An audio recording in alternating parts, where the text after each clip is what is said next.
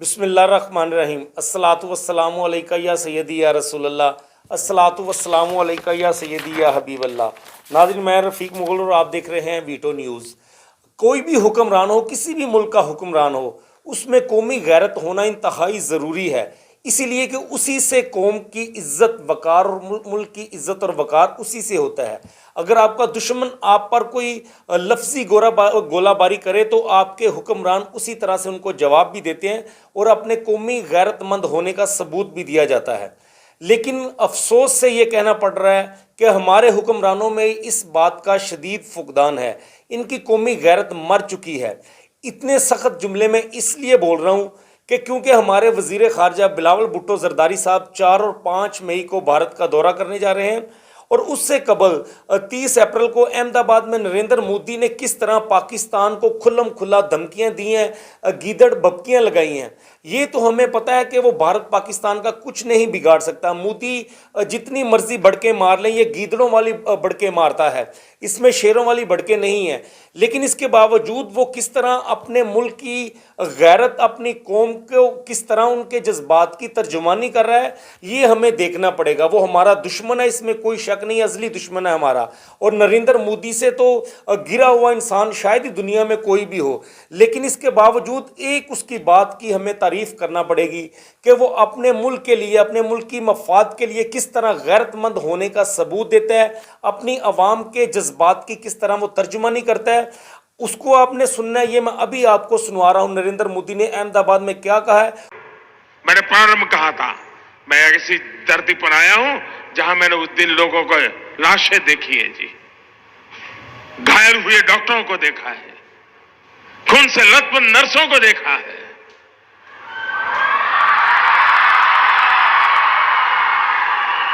इसलिए मैंने कहा था मैं यहां आया हूं, खुल करके बोलूंगा।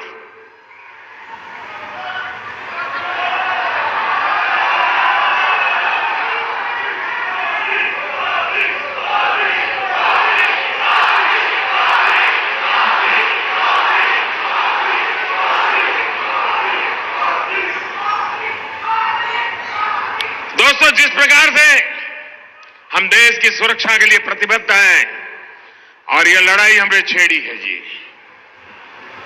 या मान के चलिए हम देश हित में जो भी आवश्यकता होगा उसको करना हमारी प्राथमिकता रहेगी। मैं देश को विश्वास दिलाना चाहता हूं।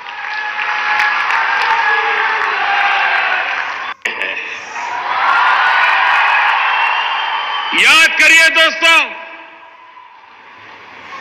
इस सिविल अस्पताल में क्या हुआ था। यह अस्पताल इंसान को जिंदगी देता है और राक्षसों ने, मैं जब यहां मुख्यमंत्री था, इसी सिविल अस्पताल में बम धमाके किए थे और निर्दोष लोगों को मौत के घाट उतार दिया था। याद है कि नहीं है? सीमा के उस पार से आतंक होता था। क्या उस समय दिल्ली में बैठे हुए लोगों का दायित्व नहीं था कि हिसाब चुकता करें? भाइयों बहनों, ऐसे चीजें मेरे दिल में पड़ी हुई है। और मैंने उस दिन भी कहा था, पुलवामा के बाद मैंने पब्लिकली कहा था कि जो आग देशवासियों के दिल में है, वो आग मेरे दिल में भी है।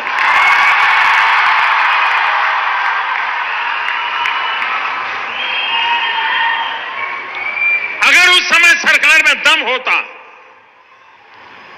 तो अहमदाबाद की सिविल अस्पताल में निर्दोषों की जान लेने वालों को वहां जाकर के भी हिसाब चुकता कर देते भाई। मुंबई में 26/11 हुआ, निर्दोष लोगों को मौत के घाट उतार दिया गया और हम कुछ दिन के बाद चलो अब ठीक हो गया, सब लोग काम पे लग गए। आप मुझे बताइए दोस्तों, आतंकवाद के खिलाफ लड़ना चाहिए कि नहीं लड़ना चाहिए? मैं आज अहमदाबाद की धरती पर आया हूं और सिविल अस्पताल में आया हूं तो वो दृश्य मैं भूल नहीं सकता हूं। और इसलिए मैं आपको कहना चाहूंगा,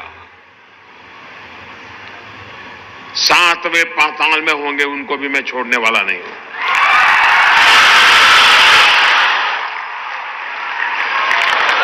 और देश का दुर्भाग्य देखिए,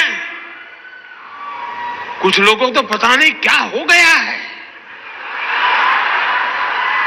आज पाकिस्तान के अखबार की हेडलाइन देख लीजिए, भारत के नेताओं जो बयानबाजी करते हैं वो पाकिस्तान के न्यूज पेपर की हेडलाइन बन जाती है।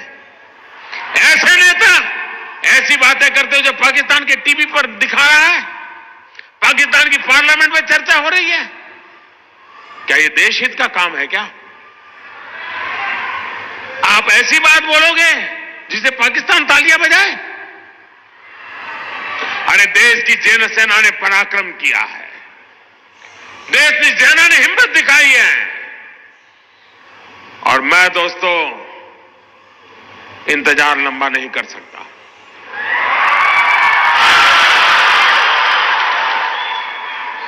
चुन चुन करके हिसाब लेना ये मेरी फितरत है। अब ये कहते हैं ये तो चुनाव वाला खेल है। जब सर्जिकल स्ट्राइक हमने पहली बार की तब कहां चुनाव था भाई? ये हमारा सिद्धांत है, हम घर में घुस के मारेंगे।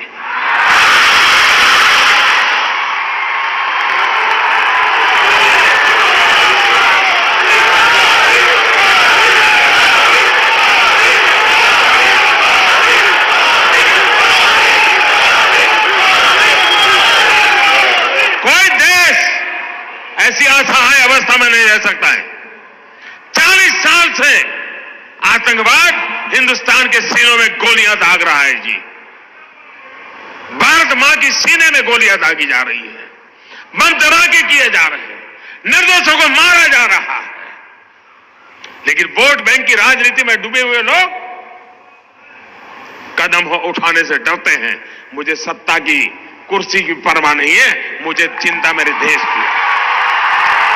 तो नाज़रीन, आपने सुना कि नरेंद्र मोदी किस तरह से घटिया जुबान इस्तेमाल कर रहा था पाकिस्तान के हवाले से। कभी पुलवामा की वो मिसाल दे रहा था, तो कभी मुंबई में जो अटैक हुए थे ताज होटल में उसकी बात कर रहा था। अहमदाबाद में सिविल हॉस्पिटल में जो दहशतगर्दी हुई थी वो भी पाकिस्तान के ऊपर इल्ज़ाम आयद कर रहा था। जितनी भी दहशतगर्दी हिंदुस्तान में हुए ये तो पूरी दुनिया को पता चल चुका है कि नरेंद्र मोदी ने खुद ये सारे इकदाम किए थे। पुलवामा अटैक किसी दुनिया से डका छुपा नहीं है कि किस तरह इसने अपनी आर्मी के ऊपर अटैक करवाया, उन लोगों को मरवाया और बाद में इल्ज़ाम पाकिस्तान के ऊपर लगाया, क्योंकि वहाँ पर इंतखाबात आने वाले थे और अब भी इंतखाबात का सिलसिला जारी है, वहाँ पर कैंपेन चल रही है। तो वो पाकिस्तान के खिलाफ जहर उगल रहा है, हर्जात सराई कर रहा है। लेकिन एक बात है, कोई भी दुश्मन हो उसे दुश्मन के बारे में हमेशा चौकन्ना रहना चाहिए और अपने दुश्मन को ललकारते रहना चाहिए। हमारे हुक्मरान भारत की तरफ से कोई इस तरह के बयान आते हैं तो ये बिल्कुल खामोश हो जाते हैं, इनकी ज़ुबानों को ताले लग जाते हैं। और बल्कि आप सोचें कि ये भारत का दौरा करने जा रहे हैं वज़ीर ख़ारजा, जो ख़ारजा अमूर को लेकर चल रहे हैं। भारत पाकिस्तान में अपनी क्रिकेट टीम भेजने को तैयार नहीं है, तो ये उनका दौरा करने के लिए जा रहे हैं। इनकी कौमी गैरत का आप अंदाज़ा लगा लें कि उस मोदी ने इतना भी नहीं एहसास किया, मोदी ने इतना भी नहीं कहा कि कोई बात नहीं, अब उनका वज़ीर ख़ारजा आने वाला तो 2-4 दिन मैं अपनी ज़बान को बंद कर लूँ। उसने सारी चीज़ों को बालाए ताक रखते हुए उसने अपने मुल्क की मफाद को आगे रखा है, अपनी कौम के जज्बात को आगे रखा है। और अहमदाबाद में उसने किस तरह की तकरीर की है आप लोगों ने सुन लिया है, किस तरह वो पाकिस्तान को धमकियां लगा रहा था, खुली धमकियां दे रहा था कि मैं ज़्यादा देर इंतज़ार नहीं कर सकता, मेरे दिल में भी वही आग है जो कौम के दिल में आग है, मैं बदला लूँगा, मैं कभी नहीं भूलता। आप अंदाज़ा करें, अगर इतना बहादुर था तो क्यों इसने मार खाई थी हमसे 27 फरवरी को पूरी दुनिया ने देखा है। और बहुत सारे जब भी ऐसे मौके आए तो पाकिस्तान ने भारत को हमेशा से पिटाई किया भारत की, और ये दुम दबा कर भागे हैं। लेकिन इसके बावजूद आप देखें कि वो अपने मुल्क की कैसे गैरत की बात कर रहा था, अपनी कौमी गैरत की बात कर रहा था, अपनी अवाम के जज्बात की बात कर रहा था। हमारे हुक्मरान जो है इनको बिल्कुल सांप सूख जाता है, भारत का नाम आए तो पता नहीं क्या क्या ये ख्वाब देखना शुरू कर देते हैं कि भारत जा रहे हैं, पता नहीं कौन से मुकद्दस मुल्क में जा रहे हैं। ये इनके ज़ुबान में एक बार इनकार का लफ्ज़ नहीं आता। नरेंद्र मोदी ने प्राइम मिनिस्टर को दावत दी थी उधर जब तकरीब हलफ बर्दारी थी, तो यहाँ पर ये खुशियों के शादियाने बजा रहे थे, उनको अपनी शादियों पर बुला रहे थे नरेंद्र मोदी को, और कौमी गैरत का ज़रा भी मुजाहरा नहीं करते। तो अवाम ने देख लिया है कि हमारे वज़ीर ख़ारजा क्या करने जा रहे हैं, और वो 2 रोज़ कबल किस तरह से पाकिस्तान को खुलम खुला धमकियाँ दे रहे हैं। तो हमारी अवाम को हमारे इस वज़ीर ख़ारजा का जो दौरा है भारत का, इसकी मज़म्मत करनी चाहिए, मुजाहरे करने चाहिए, और उनके अंदर कुछ ना कुछ कौमी गैरत जो है वो जगानी चाहिए कि इनको कुछ ना कुछ एहसास होना चाहिए। इनको अपनी इज़्ज़त का एहसास नहीं तो कम अज़ कम ये मुल्क की इज़्ज़त का, कौम की इज़्ज़त का, कौम के वक़ार का, मुल्क के वक़ार का कुछ ना कुछ ख्याल करें। तो नाज़रीन, ये चीज़ें बड़ी अहम थी जो आप तक पहुंचानी थी। नेक्स्ट वीडियो के साथ दोबारा आपकी खिदमत में हाजिर होंगे, तब तक मुझे इजाज़त दीजिए। आप देखते रहिए वीटो न्यूज़। खुदा हाफिज़।